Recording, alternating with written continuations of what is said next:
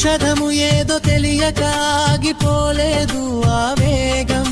సందేహమే లేని ఆ గుండె నిండా రామనామం. ద్రోణగిరి శిఖరాన్ని వేళ్లతో పెకలించెను వాయువేగం. మార్చి వానర సైన్యాన్ని మురిపించెను. నీ పాదముద్రలే పర్వతాల సాక్షి. నీ రామ భక్తియే ముల్లోకాల రక్షి.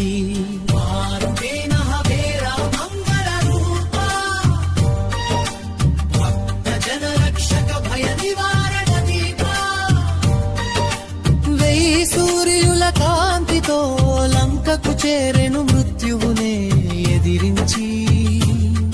అమృతాన్ని తెచ్చేను హిమవత్ పర్వతాల